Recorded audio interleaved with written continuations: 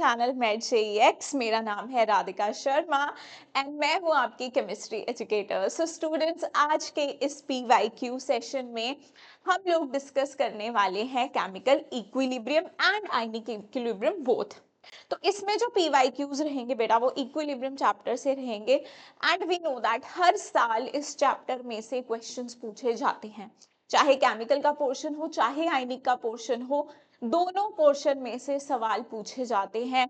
2 3 4 4 तक जाते हैं। इक्विलिब्रियम से भी कई बार 2 सवाल पूछ लिए जाते हैं, कई बार 2 आयनिक से पूछे जाते हैं। तो 3 से 4 क्वेश्चंस आप लोग इस चैप्टर से मान कर ही चलो। तो इतना इंपॉर्टेंट ये चैप्टर है। अब हम करेंगे इसके पीवाईक्यूज को डिस्कस प्रॉपर कॉन्सेप्ट के साथ। तो आप लोग अब यहाँ पर ध्यान दीजिए। पहला क्वेश्चन है हम लोगों के पास 2024 का। देखो बेटा, लास्ट ईयर देखो किस तरह के सवाल आए थे हमारे एग्जाम में। तो सबसे पहला है, at a given temperature and pressure the equilibrium constant values of the equilibria are given below. हम लोगों को इन इक्वेशंस के लिए इक्विलिब्रियम कांस्टेंट की वैल्यूज दी है K1 K2, इनके बीच में हमें रिलेशन बताना है। अब जब ऐसे इक्वेशंस वाले सवाल होते हैं और हमें रिलेशन बताना होता है तो हम ट्राई करते हैं कि हम लोग एक इक्वेशन को दूसरी इक्वेशन में कन्वर्ट कर सके। देखो कैसे करना है, जैसे मैं नीचे लिखती हूँ, नीचे लिख देती हूँ आप लोगों को, यहाँ पे ज्यादा अच्छे से दिखाई देता है। 3A2 plus B2 gives me 2A3B। इसका इक्विलिब्रियम कांस्टेंट कितना है? K1 है। दूसरी इक्वेशन मेरे पास क्या है? A3B giving me 3/2 A2 plus half B2, इसका इक्विलिब्रियम कांस्टेंट है K2। अच्छा, अब हमें रिलेशन एस्टैब्लिश करना है K1 K2 के बीच में। तो क्यों ना मैं ट्राई करती हूँ कि मैं फर्स्ट वाली इक्वेशन को सेकंड तरह की इक्वेशन बनाने की कोशिश करूँ। देखते हैं उसमें हम लोग को क्या क्या चेंजेस करने पड़ेंगे। अब मैं ये देख सकती हूँ कि ये जो A3B है ये यहाँ पर लेफ्ट हैंड साइड है और यहाँ पर ये यहाँ पे राइट हैंड साइड है, वहां पे लेफ्ट हैंड साइड है। तो मुझे क्या करना पड़ेगा? मुझे इस इक्वेशन को रिवर्स करना पड़ेगा। तो ये जो मेरी फर्स्ट इक्वेशन है इसे मैं रिवर्स करती हूँ। 2A3B से मेरा बन जाएगा 3A2 प्लस B2। अच्छा, हमने देखा है कि जब हम लोग इक्वेशन लिखते हैं, जिस तरह से हम इक्वेशन को या तो हम लोग रिवर्स करते हैं या तो ऐड करते हैं, तो उस वक्त केमिकल इक्विलिब्रियम पे क्या फर्क पड़ता है, वो सारी चीजें हम लोगों ने केमिकल इक्विलिब्रियम में डिस्कस कर रखी है। तो बेटा जब हम इसे रिवर्स करते हैं, हमारा इक्विलिब्रियम कांस्टेंट जो ये K1 है, जो यहाँ पे नया इक्विलिब्रियम कांस्टेंट एस्टैब्लिश होगा, वो क्या हो जाएगा? 1/K1। हमने इक्वेशन रिवर्स की तो ये भी रिवर्स हो गया। लेकिन क्या अभी मेरी ऐसी सेम इक्वेशन बन पाई है? नहीं बन पाई है, क्योंकि यहाँ पे 2A3B है, यहाँ पर A3B है, यहाँ पे 3 है कोफिशिएंट, यहाँ पे 3/2 है, यहाँ पे 1 कोफिशिएंट है, यहाँ पे हाफ। तो क्या अगर मैम हम इसे हाफ से मल्टीप्लाई कर दे तो क्या हमें ये इक्वेशन मिल जाएगी? जरा मल्टीप्लाई करो, 2 से 2 कैंसिल, A3B बन गया, 3 इंटू 1/2 क्या बन जाएगा बेटा? 3/2 A2, और 1 इंटू 1/2 क्या बन जाएगा आपका? Half B2। तो मेरे पास सेम इक्वेशन बन गई। अब क्या मैं ऐसा बोल सकती हूँ, क्योंकि मैंने यहाँ पे 1/2 से मल्टीप्लाई किया है, तो नया इक्विलिब्रियम कांस्टेंट जो होगा दैट इज 1/K1 क्या हो जाएगा? मल्टीप्लाई बाय, ये मैंने क्या किया है? 1/2 से मल्टीप्लाई किया है, तो यहाँ पे क्या हो जाएगा? Raise to the power 1/2, raise to the power 1/2। तो इसका मतलब ये जो नया K2 आया है, this is equal to K, this is equal to 1। या तो मैं इसे ऐसे लिख दूं K1 1/2, लेकिन इस फॉर्म में हमें आंसर नहीं दिया है, हमें दिया है 1 अपॉन, इसे मैं लिख सकती हूँ √K1। ठीक है जी। तो fourth option is the correct option, fourth option is the correct option. तो इस तरह से ऐसे सवाल किए जाएंगे। काफी इजी ये क्वेश्चन हमें पूछा गया था 2024 में। अब देखो नेक्स्ट क्वेश्चन, ये भी 2024 का ही क्वेश्चन है। अब ऐसे टाइप के क्वेश्चन तो बेटा जिसे बोलते हैं ना फ्री के मार्क्स, वैसे वाले हैं कि आप देखो तो ये तो सीबीएसई में भी पूछे जाने वाले सवाल हैं। ली चैटलियर प्रिंसिपल से है, और ली चैटलियर प्रिंसिपल हम आपको कहते हैं कि जो भी इफेक्ट ऑफ आप प्रेशर पढ़ते हो, टेम्परेचर पढ़ते हो, वहां पर इफेक्ट ऑफ इनर्ट गैस पढ़ते हो, इफेक्ट ऑफ कैटलिस्ट, ये सारी चीजें आपके माइंड में होनी चाहिए। इतने अच्छे से रिविजन करो कि ऐसे क्वेश्चन तो तुम्हारे यू सॉल्व हो जाए, है ना। तो यहाँ पे देखो क्या रिएक्शन दिया है हमें, अमोनिया का फॉर्मेशन N2 + 3H2 हमें बना के दे रहा है अमोनिया। डेल्टा H इसके लिए क्या है, -Q। हमारे लिए साइन इंपॉर्टेंट है, माइनस साइन इंपॉर्टेंट है। इससे हमें ये पता चल रहा है कि रिएक्शन कैसी है, एक्सोथर्मिक। रिएक्शन हमारी कैसी है, एक्सोथर्मिक रिएक्शन है। अब देखो यहाँ पर क्या लिखा है, reaction is favoured in forward direction. भाई फॉरवर्ड डायरेक्शन में रिएक्शन कब फेवर होगी, कब ज्यादा से ज्यादा अमोनिया का फॉर्मेशन होगा। तो reaction is favoured in forward direction by use of catalyst. Catalyst कोई इफेक्ट डालता है क्या, नहीं। कैटलिस्ट का क्या होता है, नो इफेक्ट होता है, तो फर्स्ट ऑप्शन नहीं हो सकता। Decreasing concentration of N2। अच्छा, अगर हम लोग N2 का कंसेंट्रेशन डिक्रीज कर दे तो रिएक्शन हमारी फॉरवर्ड जाएगी, यस जाएगी। नहीं, हाँ देखो, अगर आपने N2 का कंसेंट्रेशन डिक्रीज कर दिया तो रिएक्शन हमारी बैकवर्ड जाएगी, फॉरवर्ड नहीं जाएगी, बैकवर्ड। हमें पूछा गया फॉरवर्ड। अच्छा, अगर आप रिएक्टेंट से बेटा प्रोडक्ट बना रहे हो, रिएक्टेंट से आप प्रोडक्ट बना रहे हो और किसी टाइम पे आपने रिएक्टेंट उसमें ऐड कर दिया, आपने क्या कर दिया कि रिएक्टेंट की कॉन्सेंट्रेशन बढ़ा दी, तो अब इक्विलिब्रियम क्या करता है, ली चैटलियर प्रिंसिपल क्या बोलता है कि जो हमने चेंज किया है वो उस चेंज को अपोज करता है टू नलीफाई इट्स इफेक्ट। क्योंकि हमने अगर रिएक्टेंट का कंसेंट्रेशन बढ़ा दिया तो इक्विलिब्रियम उस चेंज को अपोज करने के लिए कहाँ मूव करेगा, फॉरवर्ड मूव करेगा। अगर मैं उल्टा बोल दूं कि मैंने रिएक्टेंट का कॉन्सेंट्रेशन डिक्रीज कर दिया, फिर अब ज्यादा से ज्यादा प्रोडक्ट रिएक्टेंट में चेंज होने की कोशिश करेंगे, तुम्हारा रिएक्शन बैकवर्ड मूव होगा, ठीक है जी। तो इसका मतलब अगर मैं N2 की कॉन्सेंट्रेशन को डिक्रीज कर दूंगी तो रिएक्शन तो बैकवर्ड मूव कर जाएगा, तो दैट मीन्स ये भी नहीं हो सकता, ये भी नहीं हो सकता। Now low pressure, high temperature and high concentration of ammonia. सबसे पहले देखो लो प्रेशर चेक कर लो। लो प्रेशर अगर होगा तो हमारे पास जो इक्विलिब्रियम की डायरेक्शन होगी बेटा वो कहाँ मूव करेगी, वो कहाँ शिफ्ट होगा अगर हमारा प्रेशर लो होगा। तो देखो जब आपका प्रेशर कम होता है तो इक्विलिब्रियम उस तरफ मूव करता है जहां पर होते हैं मोर number of moles, more number of moles. तो 2 है यहाँ पे, 2 मोल्स हैं, यहाँ पर आपके 4 मोल्स है गैस के। तो इक्विलिब्रियम को कायदे से कहाँ शिफ्ट होना चाहिए, ज्यादा नंबर ऑफ मोल्स की तरफ, तो ये बैकवर्ड शिफ्ट हो जाएगा। इसका मतलब ये ऑप्शन भी नहीं हो सकता। तो अब आप सीधा फोर्थ ऑप्शन को चेक करो, हाई प्रेशर होगा तो कहाँ शिफ्ट करेगा equilibrium, towards less number of moles, और फॉरवर्ड साइड पे आपके लेस नंबर ऑफ मोल्स हैं, तो हाई प्रेशर इसको क्या करेगा, फेवर करेगा। Now this is exothermic reaction. Temperature का इफेक्ट देखने के लिए आप देखोगे रिएक्शन एक्सो है, एंडो है, and exothermic reactions are favoured by low temperature. Exothermic reactions are favored by low temperature. तो अगर हम टेम्परेचर कम करेंगे तो रिएक्शन हमारी कैसे जाएगी, फॉरवर्ड जाएगी, रिएक्शन फॉरवर्ड जाएगी। अब है हाई कंसेंट्रेशन ऑफ H2। अगर आपने H2 का कॉन्सेंट्रेशन बढ़ा दिया तो ऑब्वियस सी बात है रिएक्शन फिर भी फॉरवर्ड मूव कर जाएगी। तो fourth option is the correct option.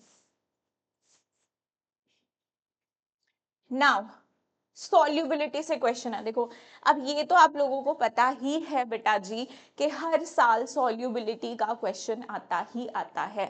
सारा इक्विलिब्रियम चैप्टर एक तरफ और सॉल्युबिलिटी हमारी एक तरफ। इतना इंपॉर्टेंट ये टॉपिक है, इतना इंपॉर्टेंट, आप कुछ भी छोड़ रहे हो लेकिन इस टॉपिक को पूरे चैप्टर में से आपको नहीं छोड़ना है। हर साल नीट इससे क्वेश्चन पूछ ही रहा है, तो इतना बड़ा तो हम लॉस अपना नहीं करेंगे, ऐसा तो नहीं करेंगे कि इस टॉपिक को हमने पढ़ा नहीं। अगर आपने अभी भी नहीं पढ़ा है तो इस टॉपिक को प्लीज आप एक बार पढ़ लीजिए, इसके क्वेश्चंस बहुत आसान होते हैं। चलिए देखो, the ratio of AgCl in 0.1 molar KCl solution to the solubility of AgCl in water, given solubility product of AgCl is 10 raised to the power minus 10। देखो क्या मतलब है इसका, पहले बोल रहा है हमें रेशियो निकालना है। एक बार हम AgCl की सॉल्युबिलिटी KCl में देख रहे हैं, एक बार हम AgCl की सॉल्युबिलिटी वाटर में देख रहे हैं, और KSP हम लोग को कितना गिवन है, सॉल्युबिलिटी प्रोडक्ट हमें गिवन है AgCl का, KSP of AgCl is given 10 raised to the power minus 10। तो पहले वाटर में देख ले, सिंपल वाला केस। AgCl वाटर में कैसे टूट जाएगा, पूरा तो नहीं टूटता है ना, वरना पूरा टूट जाए तो इक्विलिब्रियम कैसे आएगा, Ag पॉजिटिव Cl नेगेटिव, ऐसे टूटेगा। अगर इसकी सॉल्युबिलिटी S है तो इसकी सॉल्युबिलिटी भी S होगी, इसकी भी S होगी। ध्यान रहे सॉल्युबिलिटी टर्म हम सॉल्ट के लिए यूज करते हैं, सॉल्युबिलिटी टर्म हम सॉल्ट के लिए यूज करते हैं। ये जो आयंस होते हैं इनकी कॉन्सेंट्रेशन होती है, इनकी कॉन्सेंट्रेशन होती है, लेकिन यहाँ पर जितनी सॉल्युबिलिटी इसकी है या जितनी उतनी सॉल्युबिलिटी इसकी है, लेकिन आयंस के लिए हम क्या कहते हैं, कॉन्सेंट्रेशन। सॉल्युबिलिटी हमेशा सॉल्ट की होती है, आयन की सॉल्युबिलिटी नहीं होती है, लेकिन यहाँ पे इनकी कॉन्सेंट्रेशन S के बराबर है, इसीलिए हम इसे क्या लिख रहे हैं, SS लिख रहे हैं। अब देखिए हमें यहां से क्या निकालना है, हमें इस S की वैल्यू निकालनी है, इस S की वैल्यू निकालनी है।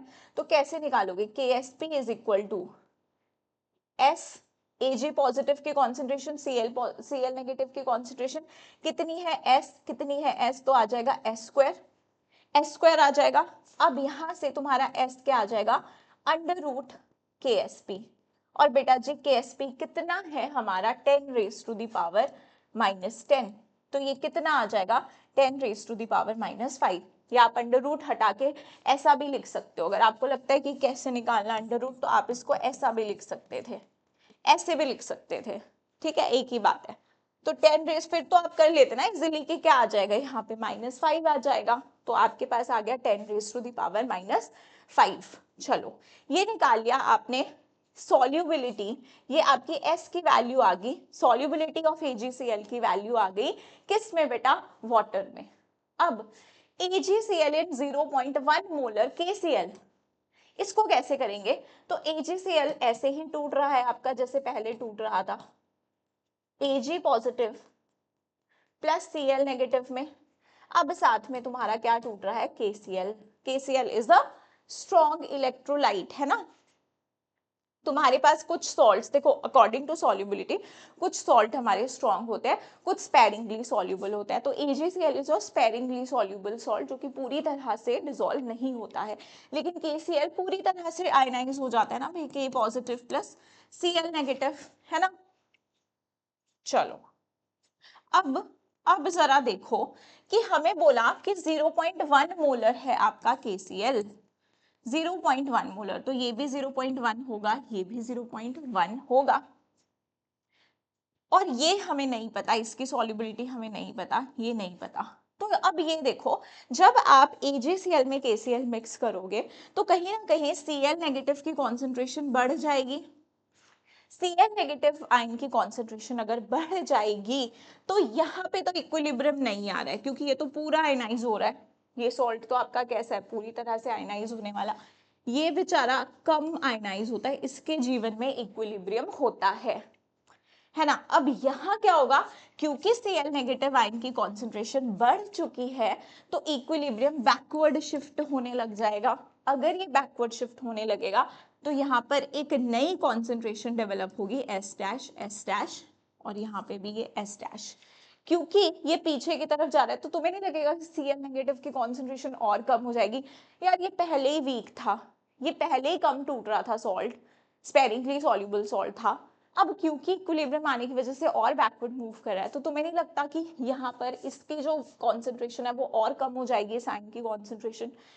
अच्छा, टोटल Cl नेगेटिव आयन की कॉन्सेंट्रेशन अगर हम लिखें तो कितनी आ जाएगी बेटा, S डैश प्लस 0.1, क्या मैं इसको अप्रोक्सीमेटली 0.1 के बराबर बोल सकती हूँ, क्योंकि बहुत ही छोटी वैल्यू होगी। कॉमन आयन, तो कॉमन आयन के सवाल हम इसी तरह से करते हैं। अच्छा, अब अगर मैं इसका KSP लिखूं, अगर मैं इसका KSP लिखूं तो क्या होगा, एस, एस बोल लो, एस डैश बोलो इसे, ठीक है। तो यहाँ पर एस डैश लिख लिया मैंने। अब Cl नेगेटिव आयन की कॉन्सेंट्रेशन अप्रोक्सीमेटली हमने कितनी मानी है, 0.1। KSP भी हमें पता है, KSP कितना है, देखो इक्विलिब्रियम कांस्टेंट की वैल्यू पे तो कोई फर्क नहीं पड़ता, चाहे तुम कॉन्सेंट्रेशन बढ़ाओ घटाओ वो तो सेम ही रहता है। तो तुम्हारा कितना लिया था मैंने, 10⁻⁻10, ठीक है जी। अब यहाँ से तुम्हारा एच डैश क्या आ जाएगा, 10⁻⁻10 डिवाइडेड बाय, इसे क्या बोलोगे, 10⁻⁻1 लिख सकते हो, ये आ जाएगा तुम्हारा 10⁻⁻9। तो यहां से तुम्हारी AgCl की सॉल्युबिलिटी कितनी आ रही है, 10⁻⁻10, ठीक है जी। अब अगर मैं इन दोनों का रेशियो ले लूं, दिस विल बी 10⁻⁻9 रेशियो 10⁻⁻5, तो ये 10⁻⁻4 रेशियो 1 लिख सकते हो मैं इसे। फर्दर आपने और सोचो ना, इसको रेशियो ही तो है, डिवाइड कर दिया, कितना आ जाएगा, 10⁻⁻4 रेशियो 1, तो 10⁻⁻4 is given in your first option. तो आपका फर्स्ट ऑप्शन क्या हो जाएगा, सही, ठीक है। तो सॉल्युबिलिटी के सवाल समझ में आए कैसे करने हैं। चलिए next, which of the following equilibria Kp and Kc are not equal। भाई अगर Kp Kc के बीच में क्या रिलेशन होता है, Kp is equal to Kc RT delta Ng, यही रिलेशन होता है ना Kp Kc के बराबर। अब यहाँ पर सीधे हमें इक्वेशंस दी हैं, तो हम बोल सकते हैं अगर डेल्टा Ng 0 होगा तो Kp Kc के बराबर होगा, तुम्हारा Kp Kc के बराबर होगा। अगर delta Ng not equal to 0 होगा तो तुम्हारा Kp Kc के इक्वल नहीं होगा। तो तुम इजीली चेक कर सकते हो कहाँ तुम्हारा डेल्टा Ng जो है, कहाँ तुम्हारा डेल्टा Ng 0 के बराबर नहीं है। अब देखो PCl3Cl2 डेल्टा Ng कैसे निकालते हैं, प्रोडक्ट के गैसियस मोल्स माइनस रिएक्टेंट के गैसियस मोल्स, तो ये भी गैस ये भी गैस, 2 - 1, तो डेल्टा Ng तुम्हारा कितना आ रहा है बेटा, 2 - 1 दैट इज 1। चलो जी, यहाँ पे तो तुम्हारा Kp Kc नहीं, वैसे तो हमारा सवाल यही बन गया, बट बाकियों को भी चेक कर लो। यहाँ देखो डेल्टा Ng कितना आएगा, 2 - 1 + 1 2, 2 - 2 0। यहाँ देख लो डेल्टा Ng कितना आ रहा है तुम्हारा, 1 + 1 1 1 1, 2 - 2 0। यहाँ देख लो 1 + 1 2, और यहाँ पे 2 मोल है, तो यहाँ पे भी तुम्हारा डेल्टा Hg 2 - 2 0। तो तुम्हारे पास first option is the correct option. कितना इजी सवाल है ना, कितना इजी क्वेश्चन सेट करा है नीट में, तभी मैं तुम्हें कह रही हूँ नीट में इतना टफ कुछ भी नहीं होता है अगर तुमने ढंग से पढ़ाई करी है। केमिस्ट्री से बहुत लोग डरते हैं, बहुत लोगों को लगता है केमिस्ट्री हमारे मार्क्स कहीं ना कहीं कम कर रही है, हम सारा का सारा अपना जितना भी दिमाग है बायो पढ़ने में लगाते रहते हैं। ऑब्वियसली ज़्यादा पोर्शन आता है उसका, ज़्यादा मार्क्स का आता है, तुम्हें वो करना भी चाहिए, लेकिन कभी भी सिलेक्शन आपकी केमिस्ट्री या फिजिक्स को इग्नोर करके नहीं होती है। सवाल इजी बनते हैं नीट में, तो इन पे बेटा आप थोड़ा सा अगर फोकस कर लोगे तो आपके मार्क्स अच्छे स्कोर आप कर पाओगे नीट में। और ये क्वेश्चन आपके PYQs ही है ना, तो आप देख सकते हो कि लेवल क्वेश्चंस का कैसा है। Now for the reaction 2A gives us B + C, Kc हम लोग को गिवन है 4 × 10⁻³ eight a given time, the composition of reaction mixture is this. आप लोग को इन सबकी कॉन्सेंट्रेशन दे रखी है 2 × 10⁻³ molar, then which of the following is correct. reaction is at equilibrium, reaction has to tendency to go forward, reaction has tendency to go backward। अच्छा देखो भाई, हम लोग को at a given time हम लोगों को A का कॉन्सेंट्रेशन, B का कॉन्सेंट्रेशन, C का कॉन्सेंट्रेशन दे रखा है at पर्टिकुलर टाइम। तो बेटा हम किसी भी टाइम पे देखो इक्विलिब्रियम कांस्टेंट हम कब निकालते हैं, जब आपका रिएक्शन इक्विलिब्रियम अटेन कर चुका है, इक्विलिब्रियम अटेन कर चुका है, उस टाइम पे जो आप कांस्टेंट की वैल्यू निकालते हो वो होता है आपका इक्विलिब्रियम कांस्टेंट। उस वक्त जो भी कंसंट्रेशंस होती हैं आप क्या लिखते हो, के equilibrium is equal to reactant का concentration raise to the power their stoichiometric coefficient divided by product का concentration raise to the power their stoichiometric coefficient. वैसे ही आप एक और कांस्टेंट निकालते हो, अगर रिएक्शन किसी भी स्टेज पे है, किसी भी स्टेज पे अगर रिएक्शन है तो आप एक और कांस्टेंट निकाल सकते हो, वो भी एक तरह का, आप देखो रिएक्शन आपकी जो है एक रिवर्सिबल रिएक्शन ही हो रही है। अगर मैं आपको बोलूँ इक्विलिब्रियम अटेन नहीं भी हुआ है, but I still want to know कि इस वक्त तुम्हारे रिएक्टेंट प्रोडक्ट का क्या कॉन्सेंट्रेशन है, क्या उस पर हमारा कांस्टेंट निकलेगा, तो आप वो किसी भी पर्टिकुलर टाइम के लिए निकाल सकते हो। तो के, अगर यहाँ पे कॉन्सेंट्रेशन दिया है, के सी हम लोग को दे रखा है, ये हम तभी निकाल पाएंगे रिएक्शन जब इक्विलिब्रियम पे है। लेकिन क्यू सी हम किसी भी टाइम पे निकाल सकते हैं। क्यू सी भी कैसे निकलेगा, जैसे के सी निकलता है वैसे ही क्यू सी निकलता है। क्यू सी विल बी, आपका रिएक्शन है 2A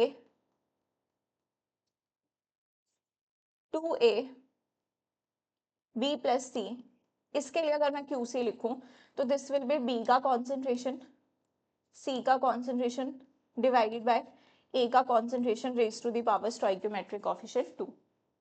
अब हमें क्या है ना, किसी पर्टिकुलर टाइम पे जब उसने हमसे क्यूसी पूछा, हम लोग को कॉन्सेंट्रेशंस भी गिवन थी, कितनी भाई 2 into 10 raise to the power -3 molar, सभी की, बी की, सी की, ए की।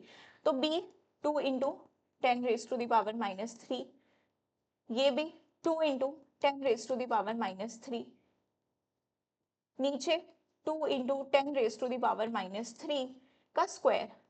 तो ये सब कैंसिल हो जाएगा, आपका क्यूसी कितना आ जाएगा 1। अब बेटा जी क्यूसी अगर 1 आया है, क्यूसी आपका 1 आया है तो केसी से कंपेयर करो।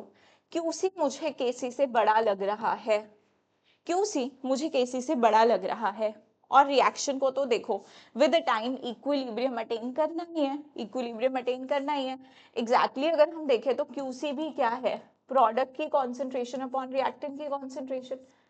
तो बेटा अगर इक्विलिब्रियम अटेन होना ही है, क्यूसी की वैल्यू केसी से बड़ी है, तो कैसे बड़ी होगी, जब प्रोडक्ट का कॉन्सेंट्रेशन ज्यादा होगा तभी क्यूसी ज्यादा होगा, रिएक्टेंट का ज्यादा होता तो क्यूसी कम होता। और इसको कहीं ना कहीं इक्विलिब्रियम के बराबर पहुंचना है, तो पहुंचने के लिए इसे क्या करना पड़ेगा, प्रोडक्ट की कॉन्सेंट्रेशन कम, रिएक्टेंट की कॉन्सेंट्रेशन ज्यादा। तो कैसे होगा वो, रिएक्टेंट की कॉन्सेंट्रेशन ज्यादा कब होगी, जब इक्विलिब्रियम बैकवर्ड शिफ्ट होगा।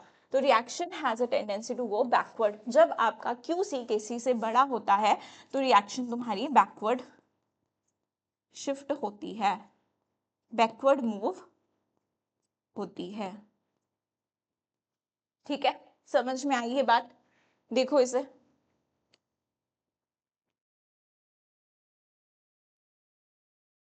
ओके, ये वाला क्वेश्चन करो। For a weak acid HA, कोई हमारे पास वीक एसिड दिया है इस टाइप का HA, तो बेटा कैसे टूटेगा ये, H प्लस और A नेगेटिव में। कोई भी एसिड होता है वो H प्लस देता है, हमें पता है ये बात, है ना। तो अब the percentage of dissociation is nearly 1%। अच्छा, हमें अल्फा दे रखा है 1%, ठीक है। दैट मीन्स मुझे दे रखा है ये 0.01, 1/100 कर दो, तुम्हारा अल्फा दिया हुआ है तुमको 0.01। Now if the concentration of acid, concentration is acid की C मुझे दे रखी है 0.1 mole litre inverse, then correct option for its Ka है यहाँ पे, Ka at the same temperature. तो हमें निकालना है Ka, ठीक है। अब Ka का डायरेक्ट फॉर्मूला याद होना चाहिए, मैं वो नहीं लिख रही यहाँ से कि इसकी कॉन्सेंट्रेशन C है तो इनिशियली 0 है, फिर इसकी C माइनस C अल्फा है तो इसकी C अल्फा है, C अल्फा है, और फिर आप Ka लिखोगे, फिर यहाँ से आपके पास आएगा C alpha, C square alpha square upon C minus C alpha, फिर आप उसमें से कॉमन लोगे C, है ना, पूरा करोगे कुछ इस तरह से, फिर ऐसे करोगे, फिर C से C कैंसिल करोगे, फिर बोलोगे अल्फा अगर बहुत बहुत कम है, जो कि कम है, तो आप फॉर्मूला यूज करोगे C अल्फा स्क्वायर, है ना। तो ऐसे मैं नहीं कर रही हूँ, पूरा तुम्हें याद रखना है, नीट में इतना सब कुछ करना नहीं है, याद रखना है कि कैसे निकालते हैं हम C अल्फा स्क्वायर, है ना, जब alpha is very very less than 1, that is 0.01। तो यही फॉर्मूला लगेगा Ka is equal to C alpha square. C तुम्हारे पास कितना है 0.1, अल्फा कितना है 0.01 का होल स्क्वायर, तुम्हारे पास ये आ जाएगा, इसे मैं लिख सकती हूँ 1 into 10 raise to the power -5, या 10⁻⁻⁵। चलो तुम्हारा option number C is the correct option. याद रखो डायरेक्ट फॉर्मूलाज, इतनी प्रैक्टिस अब तक हमें होनी चाहिए कि हमें ये फॉर्मूलाज याद होने चाहिए, ये फॉर्मूलाज याद होने चाहिए, ठीक है जी। Now an acidic buffer is prepared by mixing. कैसे बनता है एसिडिक बफर? मैंने बोला बफर भी एक इंपॉर्टेंट टॉपिक है, बफर से भी काफी क्वेश्चन आ रहे हैं हमारे एग्जाम में, तो उसको भी थोड़ा सीरियसली ले लो। बफर सॉल्यूशन, देखो हमारे बफर कैसे होते हैं, दो तरह के बफर होते हैं ना, एक तुम्हारे सिंपल बफर होते हैं, सिंपल बफर होते हैं, और एक होता है तुम्हारे mixed buffer, mixed buffer. Mixed buffer में तुम्हारे दो तरह के होते हैं, एसिडिक बेसिक, एसिडिक बेसिक। हाँ जी, सिंपल बफर कैसे होता है बेटा, जो कि वीक एसिड वीक बेस से बनते हैं। एसिडिक होते हैं जो तुम्हारे वीक एसिड प्लस उसी एसिड का सॉल्ट। लेकिन जब मैंने तुम्हें आयनिक इक्विलिब्रियम पढ़ाया है तो मैंने बोला है कि तुम्हें इस तरह से याद नहीं रखना है, या ऐसे लिखते हैं ना लोग, वीक एसिड, ऐसे ऐसे लिखते हैं, रुको, वीक एसिड और स्ट्रॉन्ग बेस के साथ सॉल्ट, है ना, ऐसे लिखते हो। मैंने तुम्हें वैसे क्या बोला है कि रियल डेफिनेशन तुम्हें कैसे याद रखनी है, कोई भी वीक एसिड है उसका कॉन्जुगेट बेस, उसके कॉन्जुगेट बेस का सॉल्ट किसके साथ होना चाहिए, ऑब्वियसली स्ट्रॉन्ग बेस के साथ, क्योंकि वो कैसे वर्क करेगा, एज स्पेक्टेटर। हमें स्पेक्टेटर आइन चाहिए अपने सॉल्यूशन में, वर्कर आइन नहीं चाहिए। तो मान लो अगर तुम्हारा वीक एसिड है CH3COOH, अब तुम बोलोगे मैम इसका सॉल्ट ले लेते हैं CH3COONA, ठीक है वो भी बात, बट आपको इसी डेफिनेशन को याद रखना है कि उसका कॉन्जुगेट बेस, एसिड का कॉन्जुगेट बेस, फिर उसका सॉल्ट स्ट्रॉन्ग बेस के साथ ले रहे हो, NaOH के साथ ले रहे हो, तो सॉल्ट क्या बन के आएगा, CH3COONA। कोई भी बेस ले सकते हो लेकिन स्ट्रॉन्ग बेस, क्योंकि हम नहीं चाहते कि ये वाला जो आयन हो ये वर्कर हो, ये स्पेक्टेटर होना चाहिए। ऐसा मैं क्यों बोलती हूँ, क्योंकि अगर हम लोग कोई ऐसा एसिड ले लें, जैसे फॉर एग्जाम्पल तुम्हारे पास है H3PO4, H3PO4, अब इस एसिड की बेसिसिटी कितनी है, 3 है, 3 है, ये एक H प्लस भी दे सकता है, 2 भी दे सकता है, 3 भी दे सकता है। अगर मैं इसका कॉन्जुगेट बेस लिखूं, इसका कॉन्जुगेट बेस क्या होगा, H2PO4 माइनस, या इसका जो कॉन्जुगेट बेस होगा वो ऐसा भी हो सकता है ना, HPO4 2 नेगेटिव, लेकिन ये इसका कॉन्जुगेट बेस नहीं है। हो सकता है तुम्हें इस तरह का सॉल्ट दे दे, NaH Na2HPO4, और तुम्हें एक जगह ऐसा सॉल्ट दे दे NaH2PO4, तो बफर कौन बनाएगा भाई, बफर कौन बनाएगा, बफर तो ये वाला एसिड और ये वाला इसका सॉल्ट बनाएगा, ये और ये बफर नहीं होंगे, क्योंकि बेटा ये इसका कॉन्जुगेट बेस नहीं है। कॉन्जुगेट बेस वो होता है जिसमें एक H प्लस का डिफरेंस होता है। यहाँ देखो, जब ये 2 H प्लस आयंस देगा तब बनेगा ना ये वाला, तो HPO4 ये वाला कॉन्जुगेट, इसे मैं कॉन्जुगेट बेस नहीं बोलती हूँ, सॉरी,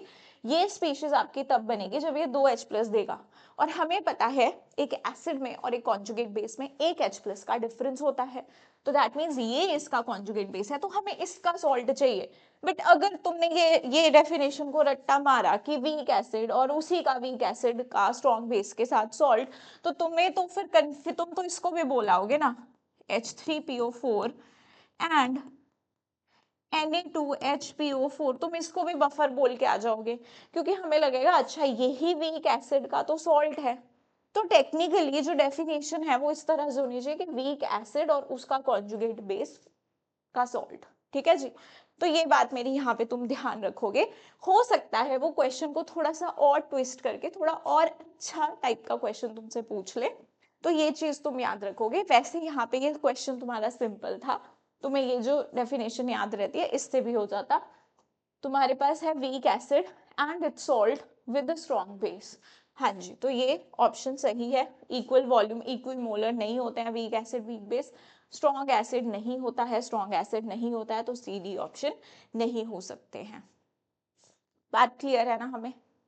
चलिए next, 0.01 molar acetic acid solution is 1% ionized, then pH of this acetic acid solution is, pH पूछा गया है हम लोगों को एक एसिटिक एसिड का। एसिटिक एसिड तुम्हारा क्या है, CH3 COOH, ठीक है जी।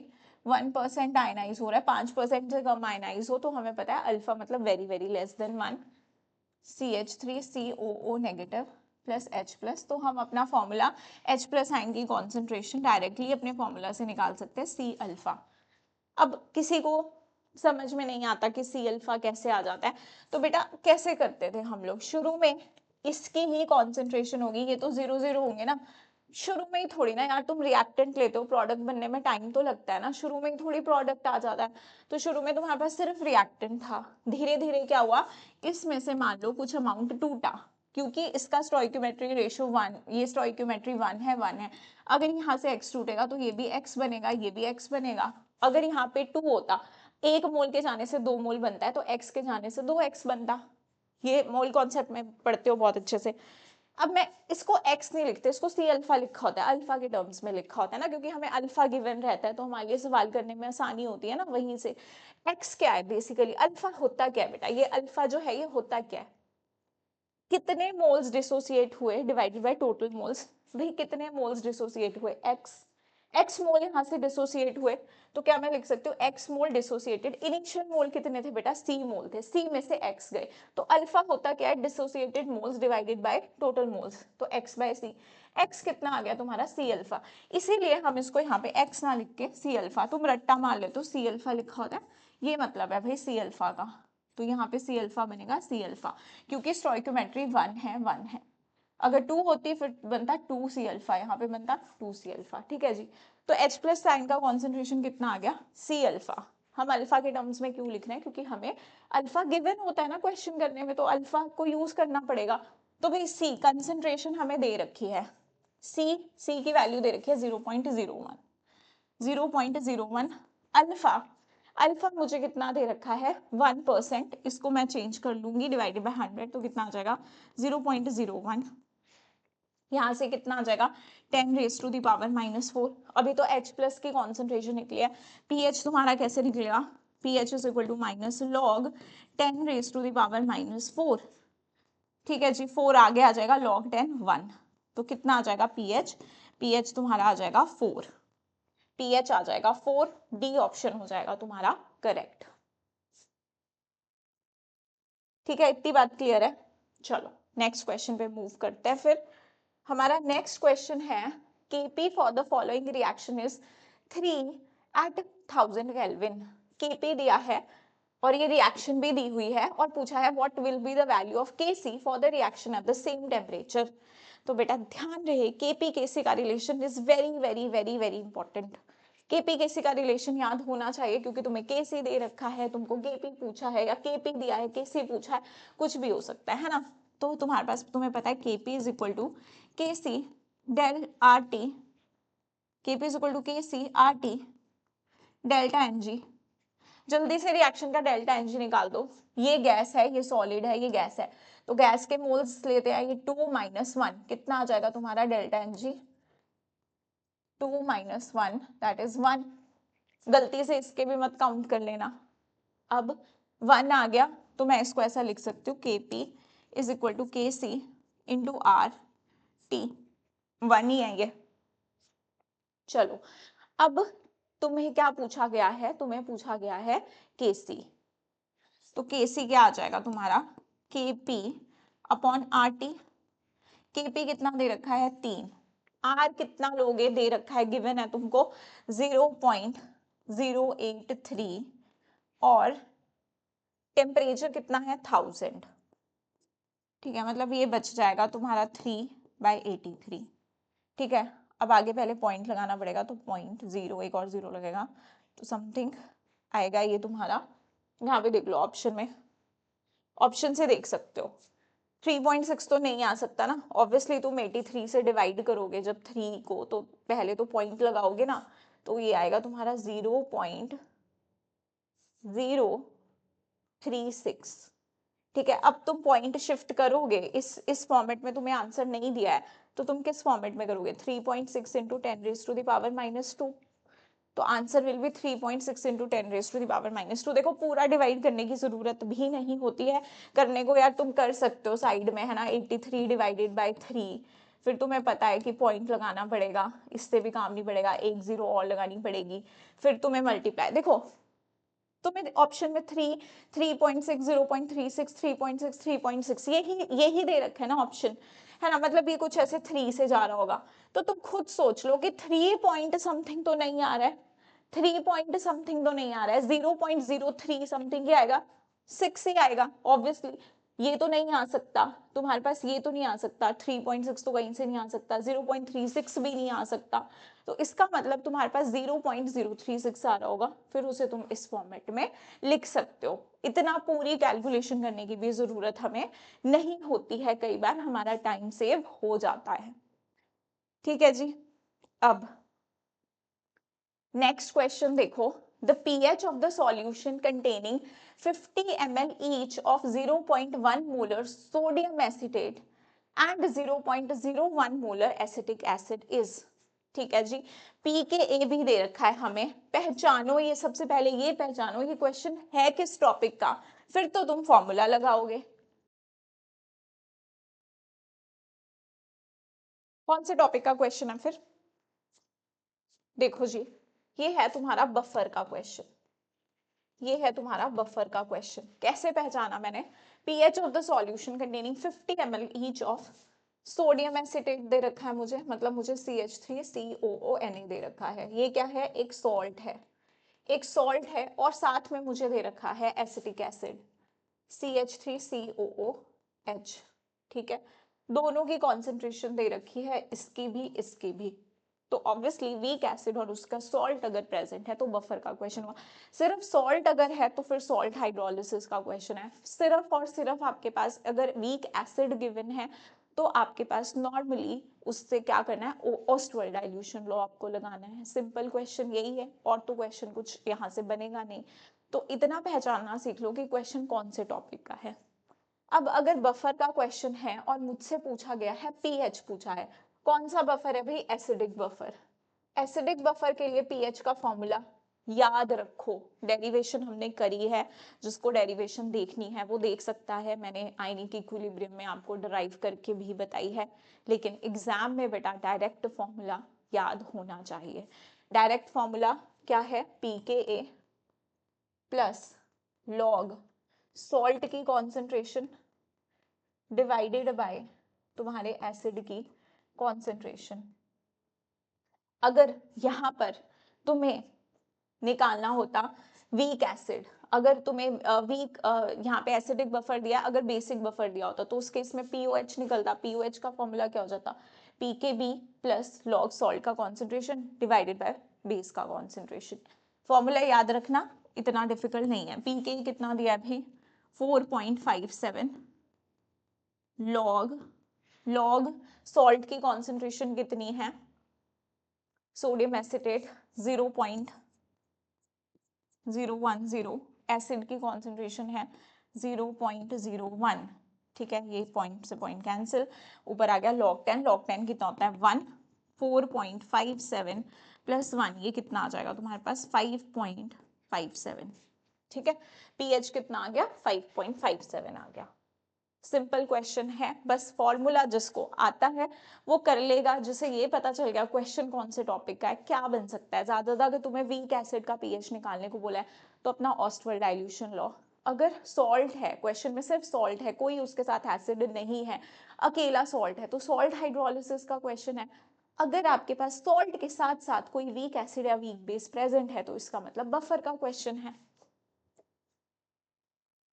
अब तुम्हारे पास ये क्वेश्चन दिया है 3O2 gives us 2O3 for the above reaction at 298 Kelvin, Kc given है भाई, इसके लिए 3 into 10 raised to the power minus 59, if the concentration of O2 at equilibrium, O2 का हमें concentration given है that is 0.040 मोलर, क्या मैं इसको लिख सकती हूँ 4 into 10 raised to the power minus 2 molar, ठीक है। Then concentration of O3 is, O3 का कॉन्सेंट्रेशन फाइंड आउट करना है। भाई इस रिएक्शन के लिए मुझे जल्दी से Kc लिख के बताओ, क्या Kc इस रिएक्शन के लिए ये नहीं आ जाएगा, O3 की concentration raise to the power is stoichiometric coefficient divided by O2 का concentration raise to the power is stoichiometric coefficient, ठीक है। हमसे पूछी क्या गई है, O3 की कॉन्सेंट्रेशन, O2 की गिवन है, तो O3 की कॉन्सेंट्रेशन कैसे आ जाएगी, Kc इंटू O2 की कॉन्सेंट्रेशन, ठीक है, ऐसे आ जाएगा। Kc कितना दे रखा है मुझे, 3 into 10 raise to the power minus 59 and O2 कितना है, 4 into 10 raise to the power minus 2, ठीक है, क्यूब। अच्छा जी, अब कैलकुलेशन फंसती है हमें। कैलकुलेशन कैसे, देखो तुम्हें इतनी डिफिकल्ट कैलकुलेशन नहीं होती है, देख लो मैं कैसे कर रही हूँ। Kc क्या है, 3 into 10 raise to the power minus 59 है ना, और यहाँ से देखो 4 into 10 raise to the power minus 2 का क्यूब। अच्छा 4 का क्यूब कितना होता है, 4 4 जा 16, 4 जा 64, ये तो सबको ही पता है। हाँ जी, तो 64 इंटू ये क्या बन जाएगा, minus 2 into 3 6, 10 raise to the power minus 6, okay. अब O3 यहाँ पे क्या है, स्क्वायर। अब यहाँ से देखो 10 raise to the power minus 59, 10 raise to the power minus 6, क्या आ जाएगा यहाँ से, bases are same, powers add but minus sign है, तो आ जाएगा 10 रेज टू द पावर 65, तो 3 into 64 into 10 raise to the power minus 65, यहाँ तक सब बच्चों का आ रहा है। इसके बाद ये मल्टीप्लाई कर सकते हो 64 इंटू 3, 4 3 जा 12, 6 3 जा 18 plus 1 19, 192 into 10 raise to the power minus 65। अच्छा मैम यहाँ तक हमें कोई प्रॉब्लम नहीं है, लेकिन ये स्क्वायर है, हमें चाहिए O3 की कॉन्सेंट्रेशन। तो क्या O3 की कॉन्सेंट्रेशन आप बोलोगे कि ऐसे अंडर रूट में चली जाएगी, 192 into 10 raise to the power minus 65, 10 raise to the power minus 65 का अंडर रूट तुम्हारे लिए मुश्किल है, तो तुम इसे क्या चेंज कर दो, या तो तुम अंडर रूट लिखो या तुम ऐसे लिख सकते हो। देखो अगर मैं इसे लिख दूं 19.2, अगर मैं इसे 19.2 लिख दूं तो कोई प्रॉब्लम नहीं है, मैं आगे क्या कर दूंगी, into 10 raise to the power minus 64, ये क्या बन जाएगा minus 64, 19.2 into 10 raise to the power minus 1 लिख सकते हैं ना हम लोग। ये अगर मैं यहाँ पे शिफ्ट करती हूँ, अगर मैं डेसिमल पॉइंट लेके आती हूँ यहाँ पे, तो यहाँ क्या हो जाएगा, into 10 raise to the power, तुम्हारे पास क्या हो जाएगा 1, फिर क्या आ जाएगा यहाँ से 64, ठीक है जी, कितना आ जाएगा तुम्हारा 64, मुझे क्या करना पड़ेगा, डेसिमल लगाना है, तो यहाँ पे तो into 10 raise to the power 1 करना पड़ जाएगा, तो तुम्हारे पास क्या आ जाएगा 10 raise to the power minus 64। अच्छा अब तुम अंडर रूट से घबरा रहे हो, तो तुम इसको ऐसे भी लिख सकते हो, हाफ, पावर हाफ। अब 64 का हाफ तो तुम्हें पता है भाई कितना होगा, 10 raise to the power minus 32, ठीक है। या तो तुम यहाँ से एग्जैक्टली देख सकते हो कि 10 raise to the power minus 32 किस में है, किस वाले में है, सिर्फ एक ही ऑप्शन में है, तो भी तुम कैच कर लोगे। अगर तुम्हें देखना है कि 19.2 का हाफ क्या होगा, या फिर तुम ऐसा बोल सकते हो कि ये है, ये किसका स्क्वायर होगा, तो तुम्हें इतना पता है। अगर तुम्हें ये नहीं आता निकालने, ठीक है, ये नहीं आ सकता, हमें सारे अंडर रूट याद नहीं होते हैं, तो तुम क्या कर सकते हो कि तुम्हें 4 का स्क्वायर तो याद होता है ना, 4 का स्क्वायर कितना होता है 16, 5 का स्क्वायर कितना होता है 25, तो कहीं ना कहीं 16 25 के बीच में वैल्यू होगी, ठीक है। अब 19 जो है वो 16 के ज्यादा क्लोज है एज कम्पेयर टू 25, तो तुम्हारा जो रूट आएगा, जो इसका अंडर रूट जो आएगा वो 4 पॉइंट समथिंग आएगा ना, 4 पॉइंट समथिंग आएगा, तो 4 पॉइंट समथिंग वाला ऑप्शन इज ओनली दिस। फिर अगर तुम्हें फिर नहीं भरोसा होता है तो इसको रीचेक भी कर सकते हो, 19.2 ही आएगा, तो आपके पास यहाँ से आ जाएगा 4.3, ऐसे करना है, ऐसे करोगे ऐसी कैलकुलेशंस को। चलो नेक्स्ट क्वेश्चन देखो, the pKb of dimethylamine and pKa of acetic acid are 3.27 and 4.77 respectively at temperature Kelvin में है, the correct option for the pH of dimethyl ammonium acetate solution is। पहले तुम इस वीडियो को pause करके पहचानो question कहाँ का है, पीएच का फॉर्मूला बाद में याद करना, पहले ये पहचानो क्वेश्चन किस किस टॉपिक का क्वेश्चन है, कौन सा फॉर्मूला हमें यूज करना है, जरा सोचो इसे।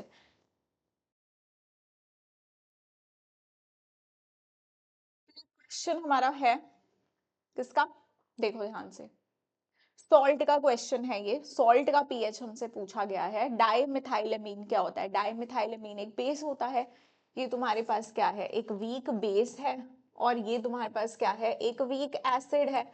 वीक एसिड और वीक बेस से बनने वाला ये सॉल्ट है। तो ये क्वेश्चन तुम जो फॉर्मूला पढ़ते हो सॉल्ट हाइड्रोलिसिस में पढ़ते हो, वैसे ये सिंपल टाइप का बफर बी है। तो इसका डायरेक्ट फॉर्मूला तुम्हें याद रहना चाहिए। अब इसके पीएच का, सॉल्ट के पीएच का, जब हमारे पास एक ऐसा सॉल्ट होता है, weak acid weak base type का सॉल्ट अगर हमारे पास होता है, तो उसका जो पीएच निकालने का फॉर्मूला होता है वो होता है 7 plus half pKa minus half pKb।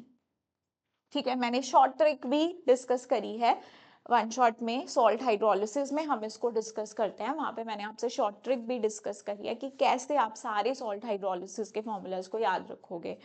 ठीक है, चाहे वो strong acid weak base type का सॉल्ट हो, या वो strong base weak acid type का सॉल्ट हो, या weak acid weak base type का सॉल्ट हो।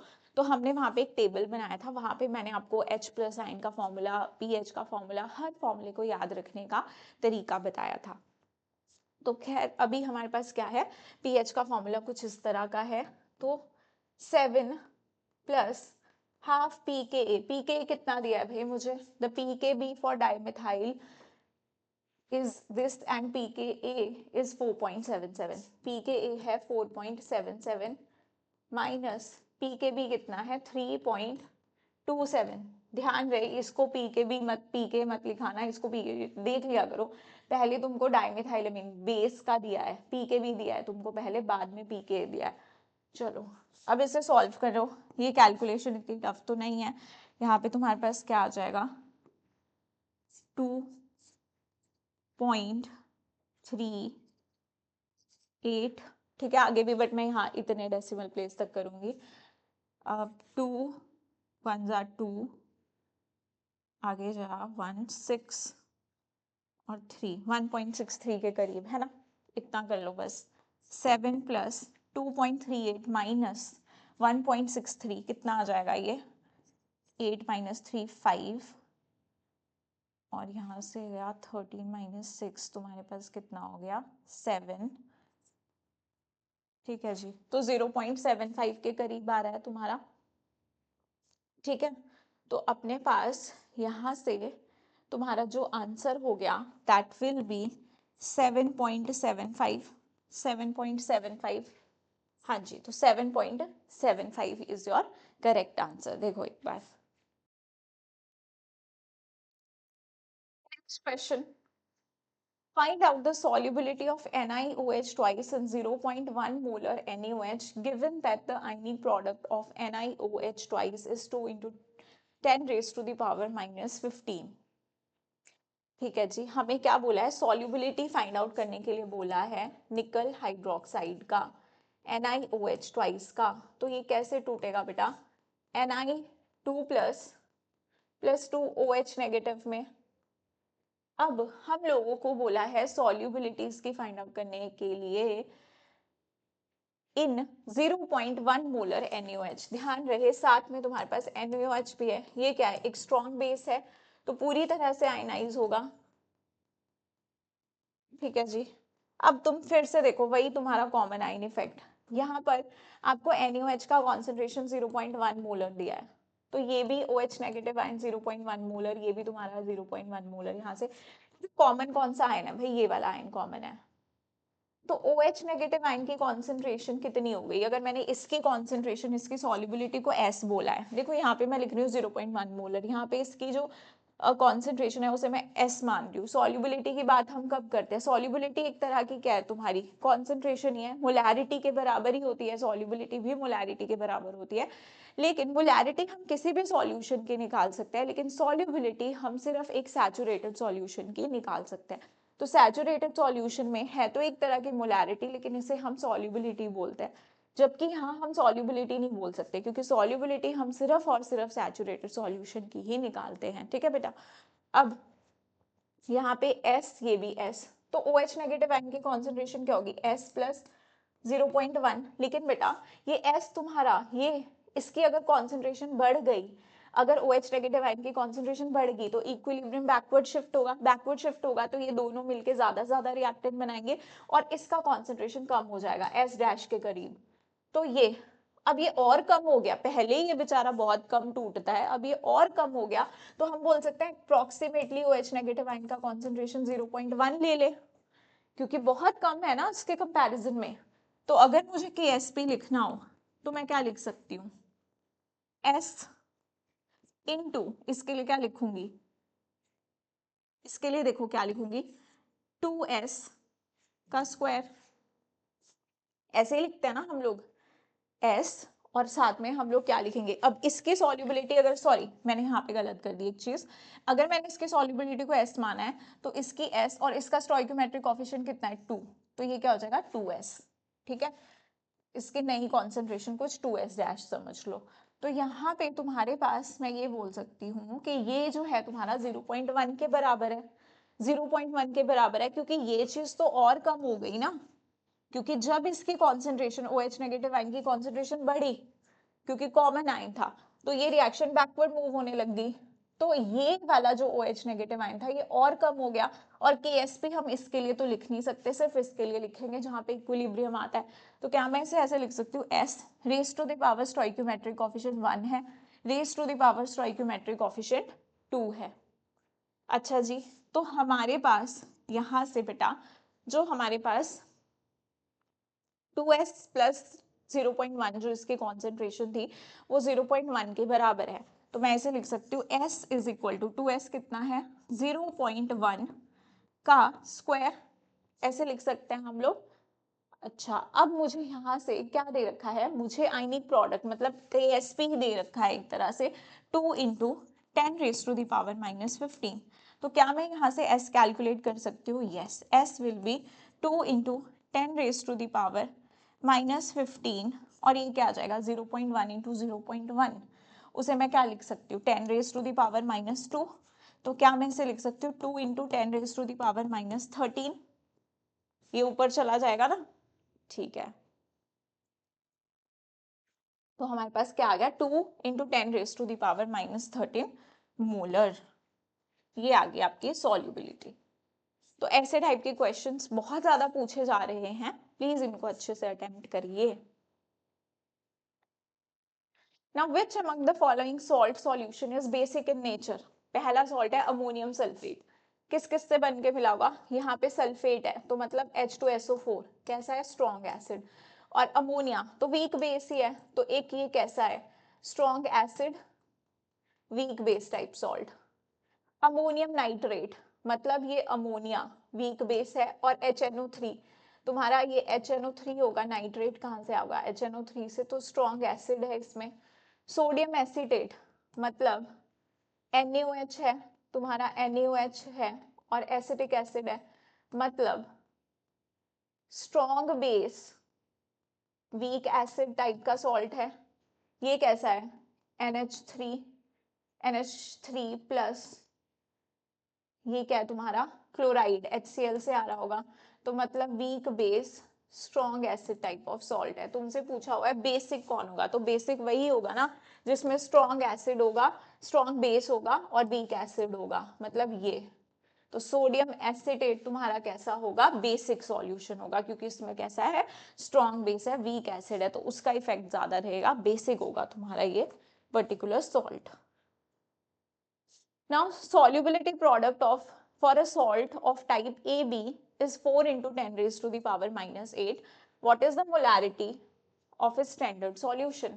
AB टाइप का सॉल्ट है भाई, AB टाइप का सॉल्ट है, टूटेगा भी कैसे, A पॉजिटिव B नेगेटिव, इसकी सॉल्युबिलिटी S तो इसकी भी S, तो मतलब KSP कितना हो गया तुम्हारा S square.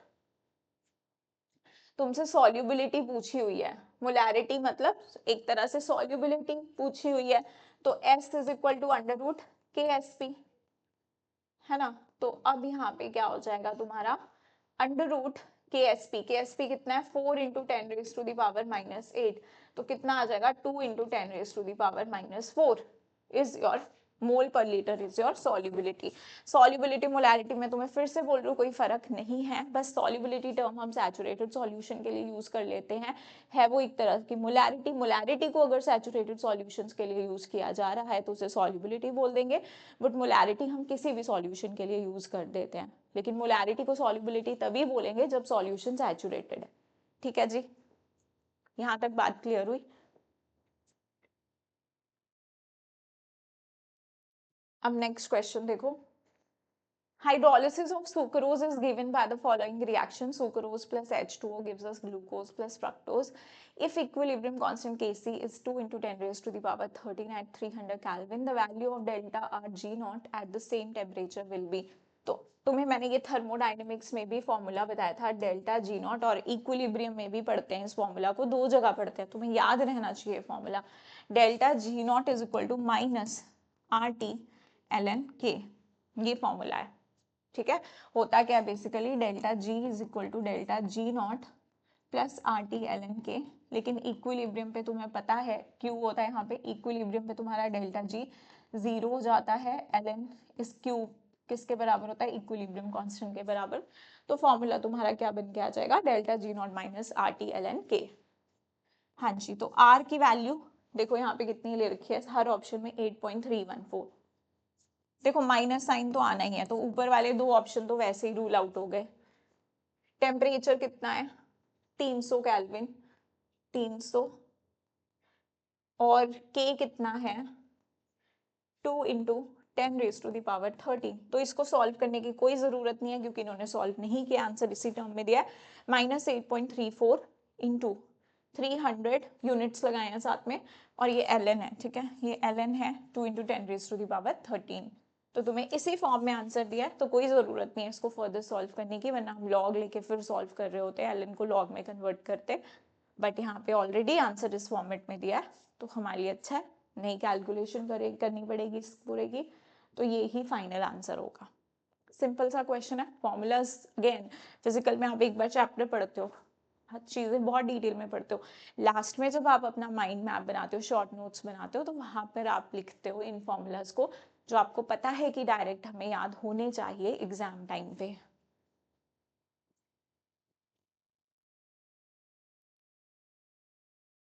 So next question, of a saturated solution of calcium hydroxide is 9, कैसे होगा, बाहर होगा, ठीक है, calcium hydroxide is 9, the solubility product Ksp of calcium hydroxide is, ठीक है जी, केएसपी बताना है हमको कैल्शियम हाइड्रोक्साइड का, हम लोग को यहाँ पे पीएच दे रखा है और हम लोग को केएसपी फाइंड आउट करना है।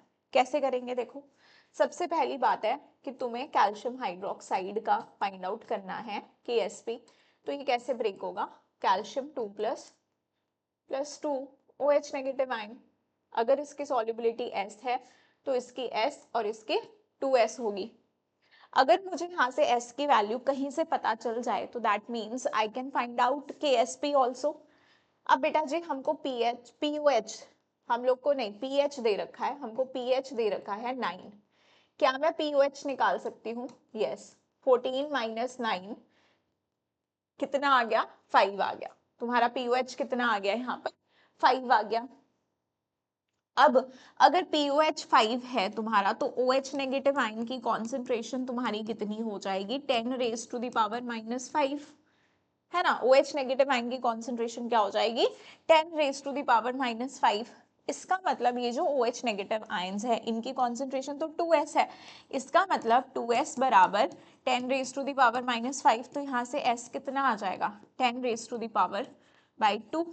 अब अगर हमें s पता चल गया तो KSP फाइंड आउट कर सकते हैं, इसके लिए KSP क्या हो जाएगा, s इंटू 2s का स्क्वायर, है ना, तो मैं इसे ऐसे भी लिख सकती हूँ 4s क्यूब, 4s क्यूब भी लिख सकते हैं, है ना, वैसे तो तुम्हें डायरेक्टली आने चाहिए KSP के फॉर्मूला लिखने, कैसे लिखते थे हम, इसका स्टोइक्योमेट्रिक कोएफिशिएंट 1 है, इसका 2 है, तो शॉर्ट फॉर्म में 1 की पावर 1, 2 की पावर 2, और s जो होगा दैट विल बी 1 + 2, तो 2 2 ज़ा 4 s क्यूब, ऐसे हम किसी भी सॉल्ट का KSP लिख सकते हैं।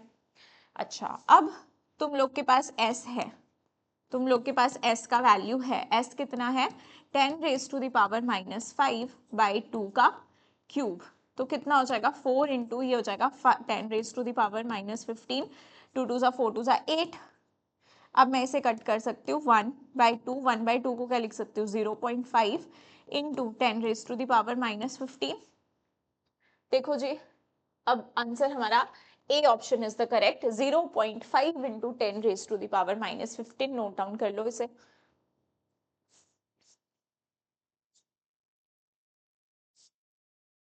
Next question, conjugate base for Brønsted acid H2O and HF। भाई बेस, कॉन्जुगेट बेस क्या होता है? कॉन्जुगेट बेस अगर ये H प्लस दे दे, ठीक है, तो ये कैसे बिहेव करेगा? एसिड की तरह।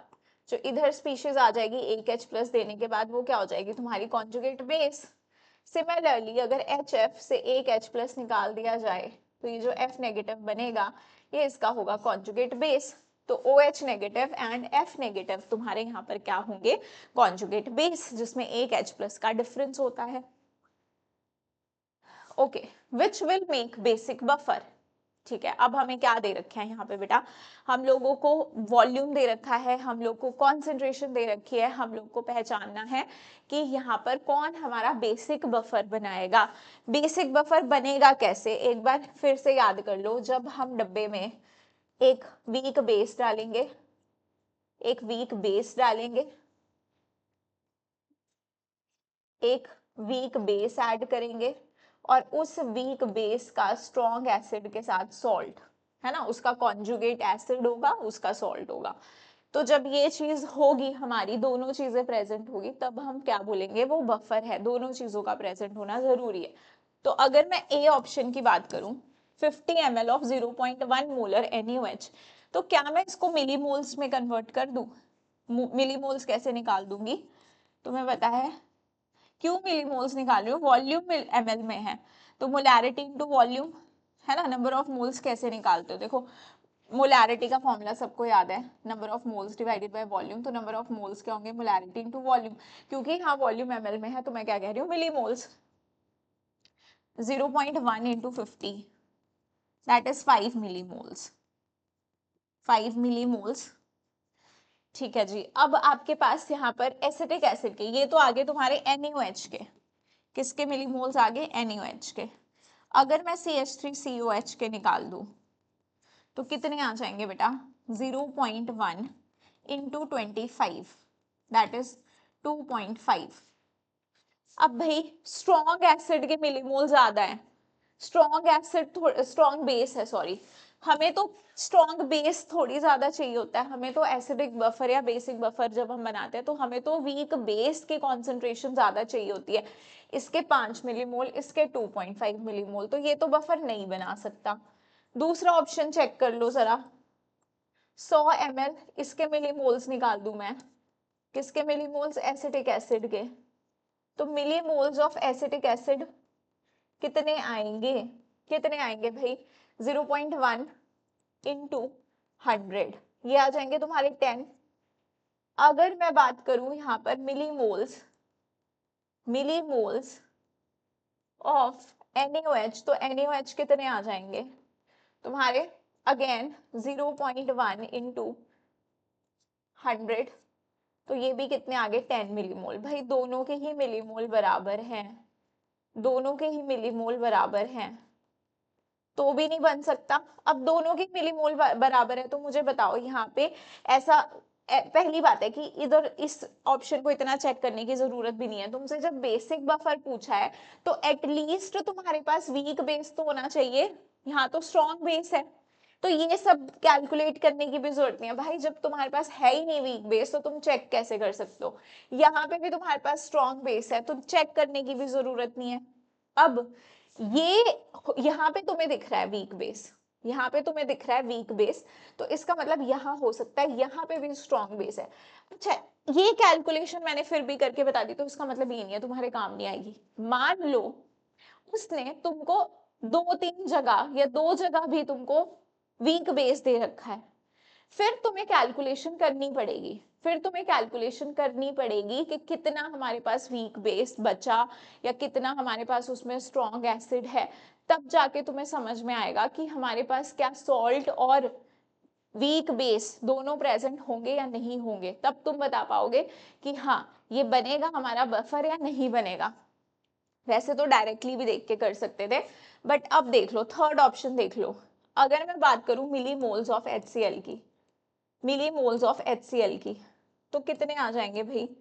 तुम्हारे मिली मोल्स आ जाएंगे 0.1 into 100, that means 10 millimoles of NH4OH। तो ये कितने आ जाएंगे तुम्हारे? 0.1 into 200, that is 20 millimoles, 20 millimoles.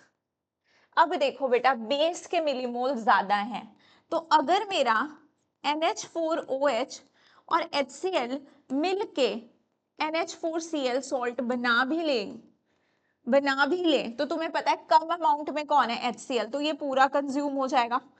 यहाँ पे बन जाएंगे तुम्हारे 10 मिलीमोल सॉल्ट के। HCl खत्म हो गया, हमें चाहिए भी नहीं था स्ट्रॉन्ग एसिड। 20 मिलीमोल में से 10 तो 10 इसके साथ रिएक्ट करिए, इसके H प्लस के साथ इसके 10 OH नेगेटिव आयन रिएक्ट करिए, 10 तो इसके बच गए ना, 10 मिलीमोल तो NH4OH के बच गए।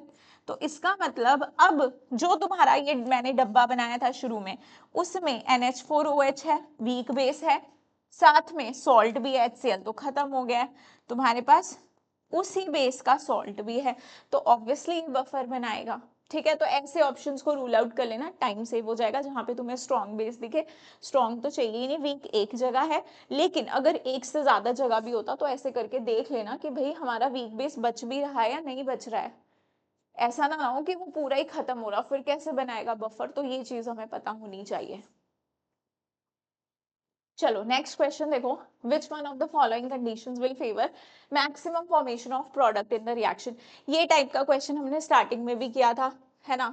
तुम्हें बिल्कुल स्टार्ट 2024 में भी आया ये question.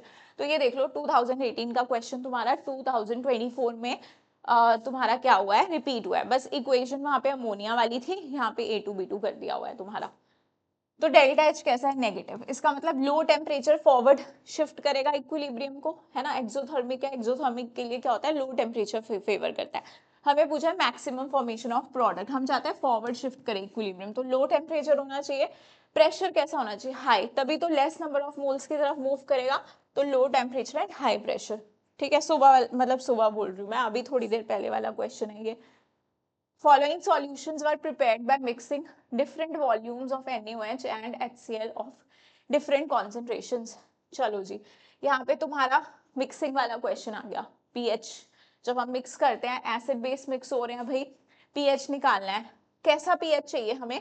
PH of which one of them will be equal to 1, तो निकाल के देख लेते हैं एक एक। तो अगेन HCl और NaOH, ठीक है जी, NaOH प्लस HCl क्या बनाते हैं? NaCl plus water. पीएच हम कैसे निकालेंगे? देखो, NaOH के मिलीमोल्स निकाल दो, 60 इंटू 1/10, 60 इंटू 1/10, 60 इंटू 1/10 कैसे निकाल रही हूँ मैं? Molarity is equal to number of moles divided by volume, तो number of moles molarity into volume. तो तुम्हारे पास कितने आ गए? 6 मिलीमोल्स आ गए इसके, 6 मिलीमोल्स। HCl के कितने आ जाएंगे? 40 इंटू 10, 4 मिलीमोल्स आ जाएंगे। अब सॉल्यूशन में तुम देखो, अब 4 मिलीमोल इसके 4 मिलीमोल से रिएक्ट करके तो 4 मिलीमोल NaCl बच जाएगा, बना देगा। सॉल्यूशन में बच जाएगा 2 मिलीमोल NaOH।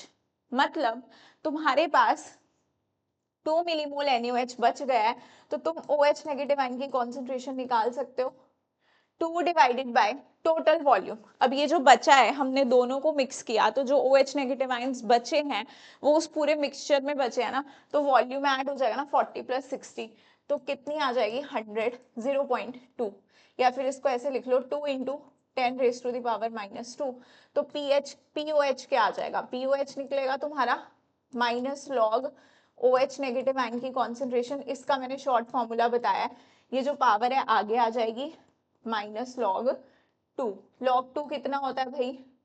log 2 तुम्हारा होता है 0.3, तो ये 1.7 समथिंग पीओएच आया है। पीएच 1 के बराबर नहीं आएगा ना, 14 से इसको माइनस करोगे 1.7 को तो 1 के बराबर थोड़ी आएगा, तो करने की जरूरत नहीं है। सेकेंड केस चेक कर लो, 55 इंटू 1/10 कितने मिलीमोल्स आ जाएंगे? 5.5, यही कर रही हूँ मैं। इसके कितने आ जाएंगे? 4.5। किसके मिलीमोल ज्यादा है? HCl के। 4.5 से इसके 4.5 तो न्यूट्रलाइज हो जाएंगे, कितना बच जाएगा? 1 मोल बच जाएगा ना इसके पास, 1 मिलीमोल। अब ये पूरे डब्बे में 1 millimole H plus ions present है, तो कॉन्सेंट्रेशन निकालेंगे 55 प्लस 45 तुम्हारा अगेन 100, तो 1/100 तुम्हारा 10⁻⁻² लिख सकती हूँ। इतनी कॉन्सेंट्रेशन है H प्लस आयंस की यहाँ पे, 10⁻⁻1, तो pH कितना आ जाएगा? 10⁻⁻1 थोड़ी थी, 10⁻⁻² थी ना, क्योंकि 1 बचा और कितना हो गया? 45 प्लस 55 तुम्हारा 100, तो हाँ 10⁻⁻, तो log 10⁻⁻² तुम्हारा pH 2 आ गया। अगेन pH 1 के बराबर नहीं आया। अब जरा थर्ड केस चेक कर लो। सबसे पहले HCl के मिलीमोल्स निकाल दो, कितने आ जाएंगे बेटा? 75। मोलैरिटी कितनी है? 1/5। अच्छा, किसी को ये नहीं पढ़ने आता m/5, इसको 1/5 पढ़ोगे तुम, ठीक है? तो HCl तुम्हारा 75 ml इंटू 1/5, ठीक है जी। अब यहीं से तुम क्या कर लो कि number of moles of NaOH भी निकाल दो।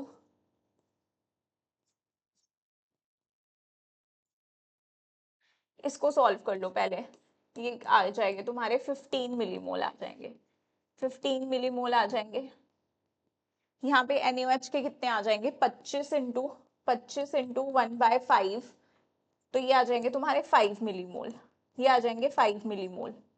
सॉल्यूशन में देखो किसके बचेंगे? H प्लस के मिलीमोल ज्यादा है, NaOH के 5 हैं, तो जब मैं माइनस करूंगी मेरे पास कितना आ जाएगा? 10, तो मैं बोलूंगी number of moles of HCl left 10, बाकी तो न्यूट्रलाइज हो जाएगा ना। देखो NaOH प्लस HCl, 5 मिलीमोल इसके, 15 इसके, तो मतलब 5 मिलीमोल NaCl बच गया, HCl खत्म, NaOH खत्म हो गया। अब 5 इसका भी खत्म हुआ होगा ना NaOH का, तो 10 बचे होंगे पूरे सॉल्यूशन में। अब मुझे अगर कंसेंट्रेशन निकालनी है, HCl की कॉन्सेंट्रेशन निकालनी है, तो कितनी आ जाएगी? 10/100, कितनी आ गई? 10⁻⁻1, ठीक है। अब pH निकालूंगी तो H जितनी HCl की कॉन्सेंट्रेशन उतनी H प्लस की, तो pH आ जाएगा माइनस लॉग 10⁻⁻1, तो ये आ गया तुम्हारा आगे 1, pH 1 इसका आ गया, तो सॉरी C वाले का, तो D वाला चेक करने की जरूरत नहीं है। अब है equilibrium constants for the following reactions are, और हमें क्या करना है? इक्विलिब्रियम कांस्टेंट इस रिएक्शन के लिए फाइंड आउट करनी है। तो इन तीनों से क्या मैं ये रिएक्शन बनाने की कोशिश कर सकती हूँ? पहली रिएक्शन देखो, अमोनिया, इसमें भी अमोनिया है, लेकिन यहाँ राइट हैंड साइड है, लेफ्ट हैंड साइड, तो क्या मैं इसे रिवर्स कर दूं? कर दो, क्योंकि मुझे अमोनिया लेफ्ट हैंड साइड पे चाहिए ना, जो मेरी रिक्वायरमेंट है मैं वैसे बना लूंगी इसे। N2 + 3H2, तो इक्विलिब्रियम कांस्टेंट इसका क्या हो जाएगा? 1/K1, ये हो जाएगा ना इक्विलिब्रियम कांस्टेंट। अच्छा, अब सेकंड रिएक्शन में से मुझे NO चाहिए और O2 चाहिए। फाइनल रिएक्शन में NO किस तरफ है? राइट हैंड साइड, तो इसको राइट हैंड साइड ही रहने दो, कोई बात नहीं। थर्ड रिएक्शन में H2 राइट हैंड साइड है, राइट हैंड साइड ही रहने दो। अब फाइनल रिएक्शन में मुझे कहीं H2 नहीं दिख रहा है, तो मतलब H2 मस्ट बी, H2 तुम्हारा कैंसिल आउट हो जाना चाहिए, ठीक है। तो अब मैंने लिख दिया N2 + O2 gives you 2NO। Third equation मैंने एज इट इज लिख दी, H2 + ½ O2 gives you H2O। मुझे फाइनल इक्वेशन में कहीं H2 नहीं दिख रहा है, तो मतलब H2 नहीं है, तो मैं इस इक्वेशन को 3 से मल्टीप्लाई करूं तभी H2 कैंसिल होगा, तभी H2 कैंसिल होगा। मुझे फाइनल इक्वेशन में N2 भी नहीं दिख रहा है, तो ये तो कैंसिल आउट हो जाएंगे, यहाँ कुछ मल्टीप्लाई करने की जरूरत नहीं है। तो H2 से H2 कैंसिल, N2 से N2 कैंसिल, क्या बच गया? 2NH3। अच्छा, मैंने 3 से मल्टीप्लाई किया तो इसका equilibrium constant K3 raise to the power 3 बन जाएगा। जिस नंबर से मल्टीप्लाई करते हैं वो रेज टू द पावर में जाता है और इसका K2 ही रहेगा। चलो, अब ये बन गया 2NH3 प्लस O2 यहाँ से भी आएगा, हाँ ये 3 से मल्टीप्लाई किया था ना, तो ये 3/2 O2 बन गया। 3/2 प्लस 1 कितना हो जाएगा हमारा यहाँ पे 5/2 O2।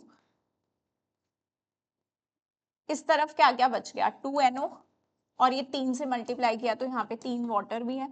तो आगे मेरी इक्वेशन कैसे कैसे आई, ये जो मेरा फाइनल इक्विलिब्रियम आया, लेट्स से K4 बोल दूं मैं इसे, this will B 1/K1। Add करने पे आया ना इसको, तो आपस में क्या होंगे, मल्टीप्लाई होंगे इनटू K2 इंटू K3/3। इसे लिख सकते हो K2 K3/3 divided by K1 ऐसे करके। कहाँ पे है ये K2 K3 raise to the power 3 K1, C option. ठीक है, ऐसे हमें इक्वेशन बनाने की ट्राई करनी है जो फाइनल इक्वेशन, और फिर देखेंगे वो इक्वेशन ऑब्टेन कैसे हुई। इसे रिवर्स करना पड़ा तो इक्विलिब्रियम 1/K1 हो गया, इधर 3 से मल्टीप्लाई करना पड़ा तो इक्विलिब्रियम कांस्टेंट K3 हो गया। फिर जब इन सबको ऐड किया, जो जो कट गया, जब आप ऐड करते हो इक्वेशन को तो इक्विलिब्रियम कांस्टेंट आपस में मल्टीप्लाई हो जाते हैं। Got it? ओके, चलो इतने ही क्वेश्चंस थे। तो आज हमने ये चैप्टर के PYQs डिस्कस कर लिए। अब नेक्स्ट किसी और चैप्टर के PYQs के साथ मिलेंगे, तब तक तुम प्रैक्टिस करो इन्हीं क्वेश्चंस को, फिर से 2 बार एटलीस्ट 3 बार प्रैक्टिस करो, एक बारी में चीजें नहीं आती हैं। Thank you so much for watching.